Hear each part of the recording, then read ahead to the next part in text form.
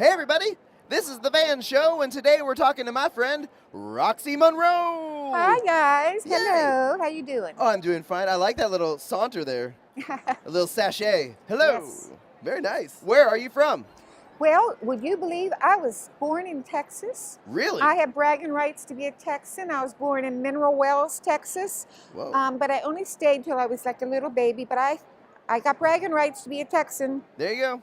And then I grew up in Southern Maryland on the Chesapeake Bay, and now I live in New York City. Woo. Now, Roxy, what do you love about New York? Well, one thing I honestly love about it is that I have a lot of friends there who are authors and illustrators. And also I like really high places. Oh. So I like to be at the top of a building, which I'm on the 10th floor of one of my buildings. I mean, where I live. Yeah. And I guess I could go to the mountains and get that feeling of height, but That's true. it'd be a long way to go for a cup of coffee. I was going to say, and they don't have a lot of elevators in the mountains. There you go. I'd have to hike up and down with all my art supplies every day. Ugh. No. No, thank you. I'll take the elevator, please. Yes. So, how early on did you start illustrating and writing? Well, when I was 6, I got first prize in a countywide art show. I had drew a bowl of fruit, and I figured out how to make the apple look round by doing a shadow. Ooh. And I got the first prize and was in the newspaper. And I'm like, newspaper, picture, this is good. Well, hot dog. And now you not only do books, you're also a painter. You have gallery Yes. work, is that right? Yes, I paint.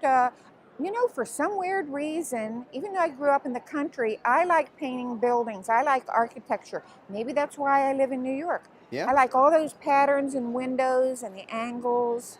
So that's what in my fine art painting, I paint mainly architecture and cities, scenes. Huh. That's But in cool. the books, as you know, the books go all over from animals to mazes, Yeah. all sorts of things. Absolutely. And I guess New York's a good place. They have a few buildings there, I There hear. you go. A In few fact, anyway. I lived in Hawaii for a while, and instead of painting like the flowers and the mountains and the sea, I painted the buildings. And Hawaii is not known for great architecture, so it was kind of a stretch. A bit. You do a lot of different types of books. One that I'm really interested in is your gamification books. How did you get involved with that? Well, if you think about it, even the very first books I did, they're called the inside-outside books. You look at the inside of something, in a building or a city, and then you look at the outside, and then you wonder what's it like to look down, looking from the inside or down the subway tracks, and even that's a form of gamification. Ooh. Yeah. And what was your inspiration to start doing games and books?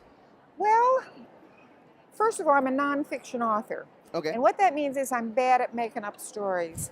So I'm better at real life. I don't know, it just kind of happened. And when I started doing the maze books, which were, by the way, stimulated by a 4th grade boy in Connecticut who asked a question about one of the inside-outside books, I had this book with the whole spread of New York City, every building, millions of buildings, the Statue of Liberty, Wow. New Jersey, Brooklyn. And right in the middle was of all these millions of buildings was the Flatiron, which is an unusually shaped building. I also had the Flatiron as a featured big painting in the book. So the 4th grade boy raised his hand. He said, I want to ask you about the Flatiron. And I opened up and I said, oh, you mean this, big Flatiron? He said, no, I mean the other one. And I'm like, the other Flatiron? And I opened up my book, and in the gutter is the where the book comes together in the middle. Oh, right. In the gutter was a little teeny picture of the Flatiron among all these millions of buildings. And I'm like, I had this revelation. Children pay attention to all these details. Yep. It blew my mind. And then I started doing search and find and maze books. Rodent Rascals. Yes. Well, the thing about this book that I didn't even realize, first of all, when I started doing this book, I didn't know the angle I would take because I usually, unusually enough, I don't write the text first. I do the images first. I'm a visual thinker. You know how children are visual learners? I'm a visual thinker. So I conceive of the book in pictures and then write the text. So in this book, I didn't know my real angle. I knew I was going to do it by size. So each one's real size. But I didn't realize I was going to like them so much. I fell in love. I fell in love with my characters. Now, I know this may be difficult, but can you think of one of your favorite characters and show us a picture of it from this book? In this book? Yeah. Well, there are a couple, I have to say. But one of them, first of all, I love this page. The prairie, well, you guys have prairie dogs here. Oh, yeah. Do you know that they have the most extensive language of almost any animal? Really? They can tell whether they can let their, they have these tunnels underground, right? This is the scout. He's like at the top keeping an eye. And he can tell if a horse is coming, a bird is coming, a car is coming. Then he can describe how fast it's coming, Really? how big it is.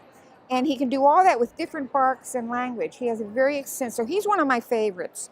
And this Wow. one I also like because even though it looks fat, it can jump 6 feet straight up in the air when it wants to. Whoa. And what's that one called?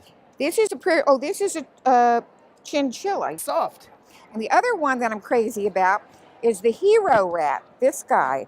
And they have incredible smellers, noses. Yeah. And they've been trained to sniff out landmines. They're called hero rats. And you can pay for the education of one. It takes them 9 months and like a 9-month school year. They go to school and they have to get a 100% score, an A+ to be allowed to work in the minefields. And mines, if you guys know, are these kind of little bombs put in war-torn countries. If a person or even a dog was sniffing to find it, they would blow it up because they're too heavy.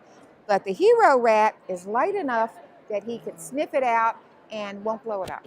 So they're really Wow. called hero rats. Hero rat. And look, he's tame. You see, he's got a collar like a dog collar. Yeah. Yeah. That's so They're, cool. they're my faves. Those And there's two are my lots. There's faves. lots more rodents in there, right? Yes, there are a lot. Goodbye. Bye-bye.